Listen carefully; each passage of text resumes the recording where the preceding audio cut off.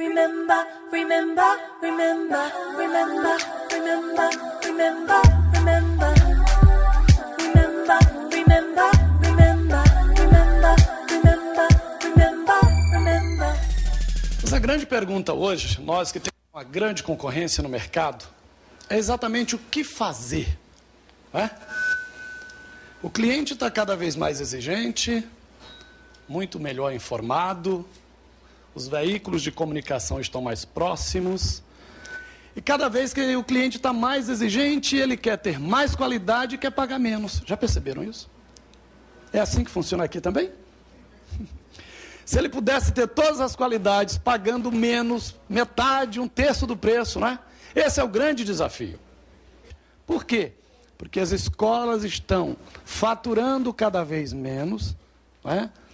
Tendo mais despesas, mais exigência, né? E o cliente dizendo assim, pelo amor de Deus, cuida do meu filho. Então o professor também hoje tem que ser professor, tem que ser psicólogo, né? Tem que ser assistente social, tem que ter várias funções. Primeiro porque o seu pai também tem cada vez menos tempo para ficar com a família. E o conceito da família também está mudando. Antigamente, nós tínhamos tempo para sentar com o filho, para almoçar com o filho. Hoje os pais estão apenas cruzando com os filhos, né? O pai está saindo para o trabalho, o menino está indo para a escola. O menino voltou da escola, o pai chega já na hora de dormir. Então uma correria maluca. E nessa correria, aumenta mais a responsabilidade da escola.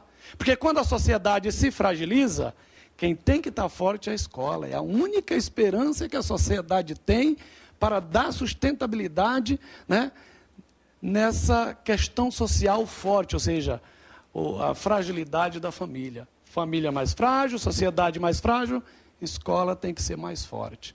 Quanto mais próximo você tiver do seu cliente, muito mais conhecimento deles você terá.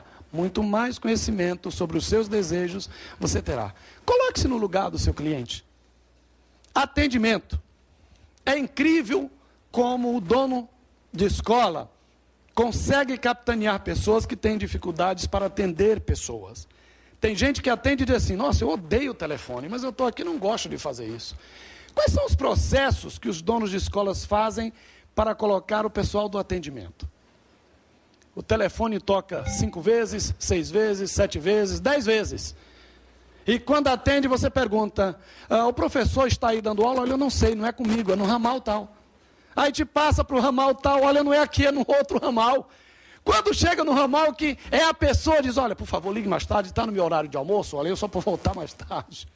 Então é assim que funciona. Então pecado, atendimento. Me perdoem, não sei se aqui funciona desse jeito, mas em muitos lugares que tenho ido, o atendimento nas escolas é uma das razões de perda de aluno. E se vocês observarem, tanto o atendimento telefônico quanto o atendimento pessoal, por coordenadores e por professores, porque professor tem uma coisa maravilhosa, quando ele gosta, ele ama a escola, ele defende, quando não, ele diz que o salário está pouco, que as condições da sala estão difíceis, que não tem giz, que não tem material didático à altura e tal, e pensa que o aluno quer saber disso. O aluno não quer saber das lamúrias do professor em sala, mas quantos donos de escola acompanham isso? Quantos sabem do que verdadeiramente acontece na sala de aula? Já se perguntaram? Sabe quando é que o dono da escola sabe? Quando no final do ano ele perde 20%, 30% dos alunos. E aí ele diz para ele mesmo, nossa, mas não é possível. A escola está tudo tão bem na visão dele. Então é preciso conhecer. A diferença entre a sua escola e o seu concorrente é a capacidade que você tem de se aproximar do seu cliente. A capacidade que você tem de perceber os detalhes. A capacidade que você tem de perceber as fragilidades em tempo, antes que o cliente se chateie. Porque ele vai te perdoar uma vez, 2 vezes, e depois ele quer ir embora, e ele nem diz por que ele está indo. Sabe como é que ele bota na ficha de saída? Mudança de endereço. Desconfie quando a sua escola tiver muito isso. Mudança de endereço. Essa mudança de endereço é que o cliente está tão chateado que está doido para ir embora e ele não quer ficar chateado com você. Diz, olha, eu gosto muito da sua escola, mas eu estou mudando de endereço, estou indo embora.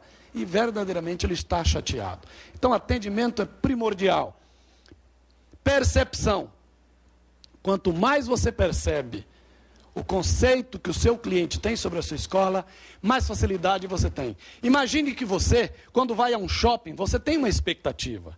O pai, quando coloca o filho na sua escola, ele também tem uma expectativa.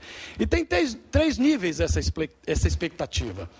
Ou ela será confirmada, ou ela será inferiorizada, ou ela será superada. Imagine você convidar alguém na sua casa, né? E essa pessoa espera na sua casa tomar um copo com água. E além desse copo com água, você oferece um biscoito, um cafezinho, né? E ela sai feliz. Agora imagine ela esperar na sua casa um copo com água e você diz, senta e vamos sair porque eu estou apressado, e está indo embora.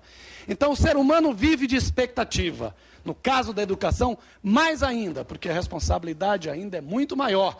Porque a educação é o principal instrumento que vai possibilitar, no meio de toda esta lamúria que nós estamos vivendo na nossa sociedade, é exatamente a educação que pode mudar esse contexto. E vocês, nós, temos que encarar isso como ponto central de trabalho e lutar para que os professores, os nossos funcionários e os pais possam nos ajudar para melhorar o contexto que está aí. A diferença do detalhe é exatamente aquela que o cliente busca hoje. 3 coisas na sua escola: qualidade, segurança e acomodação, que a gente chama de linguagem comum de comodidade. Qualidade não é só no conceito direto da educação, ou seja, na aula que o professor dá, no conteúdo. O pai quer qualidade em todos os níveis, na cadeira que é oferecida, na sala de aula, no visual, no projeto visual, na estrutura, até no uniforme das recepcionistas. Ninguém quer comprar num lugar que as pessoas falam mal, que as pessoas reclamam. Ninguém quer colocar o filho numa escola onde todas as pessoas dizem, olha, mas as paredes estão rachadas, está muito sujo, não tem lixeira, o banheiro está um horror, está mal cheiroso. Já observaram isso? Uma escola maravilhosa, mas que quando você entra na escola e passa, tem que pegar o tapete e ficar jogando o pano para baixo, a sujeira embaixo, porque não tem o trabalho de limpeza. E às vezes a gente pensa que isso não é importante. Pensa-se nos melhores professores, mas esquecem do trabalho de limpeza, da pintura da escola, dos recursos técnicos a serem utilizados. Alguns donos de escola, a gente diz, olha, precisamos inovar, acompanhar a tecnologia moderna, os conceitos novos de educação e, principalmente, a maneira inovadora que o jovem tem como perceber o processo de ensino-aprendizagem. Cada geração é um novo conceito. O jovem hoje tem uma linguagem diferente. E nós temos que entender essa linguagem para poder aproximar desse jovem. E assim, talvez, conseguir desmistificar aquela barreira que o jovem tem sobre a questão da aprendizagem. Então nós precisamos. Se você não se permite aproximar do jovem, e aí é importante até as perguntas, porque tem que ter muito cuidado como lidar com esse jovem. Uma professora numa sala cheia, primeiro dia de aula, porque tem alguns professores que dizem que o primeiro dia de aula é você chegar e dizer assim, olha, no primeiro dia eu tenho que chegar e dizer para o aluno quem manda naquela sala. Que eu mando e é comigo e é desse jeito. Eu tenho que mostrar conhecimento. Tem que mostrar essa simplicidade, é humildade. O jovem não quer um super-homem dando aula, ele quer um ser humano dando aula. Que consiga entender a sua vida, que consiga entender porque os seus pais são separados, porque ele nunca viu o pai ou ele nunca viu a mãe, porque não conhece os irmãos. É isso que o educador hoje precisa entender. Aproximar do jovem que tem essa dificuldade tremenda em Brasília. 53% do jovem são filhos de pais separados. Será que essa realidade aqui é diferente? Não. A sociedade é um contexto aparente no Brasil inteiro. Então, se são filhos de pais separados, não dá para fazer uma linguagem diferente. Nós precisamos encontrar, ao invés de um ser humano, um super-homem, o jovem quer um professor que saiba, de uma forma respeitosa, com ética e com moral, aproximar dele. Aproximando dele, conhece a linguagem. Conhecendo a linguagem, consequentemente, vai conseguir passar conteúdos e ter o respeito. Tem professor que diz que quando aproxima do aluno, perde o respeito, perde nada. Perde o respeito no tamanho da sua vontade de querer saber de tudo E sem entender a simplicidade, que o ser humano forte não é o que sabe tudo, mas é aquele que tem simplicidade para conhecer os seus limites. E aí um professor pergunta, o Zezinho lá no final, né? O Zezinho meio sonolento, mas também a aula é do mesmo jeito, o aluno já sabe quantos passos o professor dá para frente, quantos passos para trás, quanto tempo ele vai balançar, vai mexer, de costa para o aluno e pedindo silêncio, de costa para o aluno e pedindo silêncio. E um aluno dormindo lá no canto, porque vai dormir mesmo, é tão cansativo que os alunos já dizem, olha, ele vai dar 3 passos para frente, o professor dá, ele vai virar para a esquerda, ele vira. Ele vai virar de costa, vai ficar meia hora agora de costa. E aí aquele aluno dormindo e a professora disse, Zezinho, aí o Zezinho meio que acordou, Zezinho, na frase o sujeito, nesta frase, o carro caiu na ribanceira, onde está o sujeito? Professora lá embaixo, não sei se está vivo. Então, é preciso ter muito cuidado com as perguntas. Se você não tem cuidado com a pergunta, vai ouvir exatamente aquilo que você não vai querer ouvir. E é preciso também entender que o conceito daquele jovem é muito rápido. E se você não tiver também essa rapidez de aproximação, vai ficar perdido no tempo. Alguns dos problemas principais nas escolas. Não conhecer o cliente. Banco de dados é muito importante, é o conselho que eu dou para vocês. No dia da matrícula, façam um banco de dados ativo do cliente de vocês. O pior é que você pegar de 3 meses em diante, o telefone já não é mais o mesmo, o endereço não é mais o mesmo, o celular não é mais o mesmo, porque não há atualização desse banco de dados. E aí você perde a informação, consequentemente o seu cliente está se esvaindo e outras pessoas podem estar conhecendo ele melhor. Contratação. Qual é o critério de escolha para a contratação? É técnico? É pessoal? É por parente? É por indicação? Como é que funciona? Pensa nisso. A melhor maneira de contratar é pelo critério técnico. Ter um processo de avaliação bastante aberto.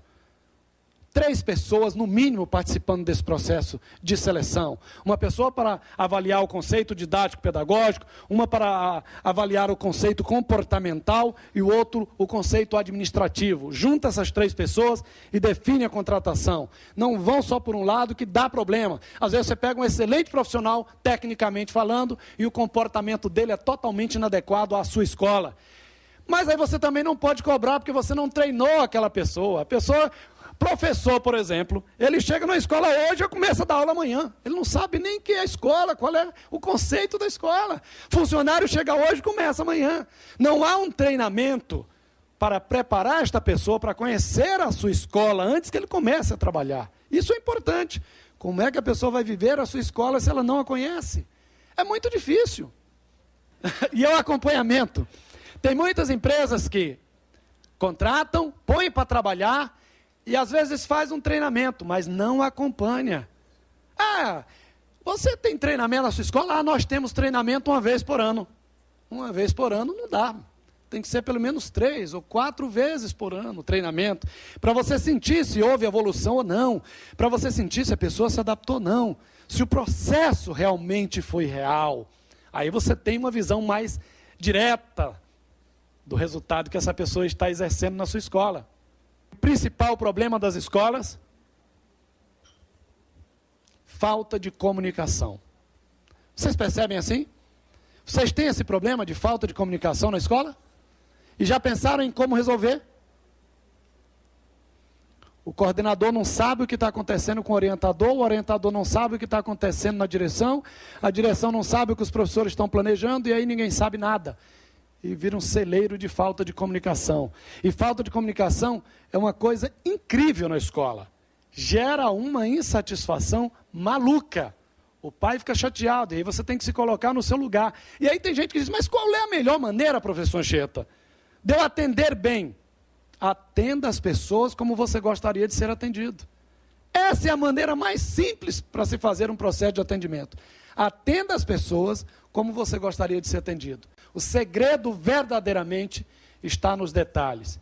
Eu espero que com esse bate-papo eu não tenha conseguido ensinar nada, porque verdadeiramente esse não foi o objetivo. Mas fazer com que vocês possam refletir sobre os pontos essenciais, que muitas vezes, por estarmos fazendo coisas urgentes, elas passam desapercebidas. Muito obrigado. Boa noite.